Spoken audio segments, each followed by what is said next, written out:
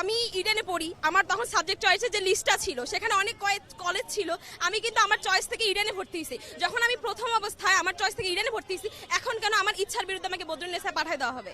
আমি কেন বদরুন্নেসায় যাচ্ছি? আমি তো যাবো না। আমি আমার ক্লাসে 10টা মেয়ের সাথে বসে পড়ি, আমি কেন 8-10টা ছেলেকে আমার ক্লাসে অ্যালাউ করবো? আমি তো 2-3 বছর থেকে মেয়েদের সাথে ক্লাস করতেছি, আমি ক্লাসে মেয়েদের সাথে যেভাবে কমফোর্টেবলি বসতে পারবো 10 জন ছেলের সাথে তো আমি এভাবে বসতে পারবো না। আর আমার মা আমাকে দেখে পাঠাইছে যে এই কলেজে মেয়েরা আছে, এই কলেজে বেশিরভাগ মেয়ে টিচার, তুমি এই কলেজে যাও। এখন আমি 8-10টা ঢাকা কলেজের অন্য কলেজের ছেলের সাথে কেন আমি ইডেন কলেজে গিয়ে বসে কথা মানে বদরুন্নেসা গিয়ে বসে আমি ক্লাস করবো? এটা তো আমি যাচ্ছি না। আর এখানে আমরা নিজেদের ইচ্ছা আসছি, আমরা শুধু জানছি যে আজকে টিচারদের একটা আন্দোলন বা টিচারদের মানববন্ধন, নিজেদের ইচ্ছা এখানে আসছি। যে কিছু কিছু স্টুডেন্ট বা কিছু কিছু টিচার বলবো না, কিছু কিছু নেতাদের নিজেদের স্বার্থ সিদ্ধির জন্য ওরা এটা চাচ্ছে। কিন্তু এই যে কলেজটা থেকে যে ভার্সিটি হবে, কতগুলো পোস্ট ফাঁকা হবে না?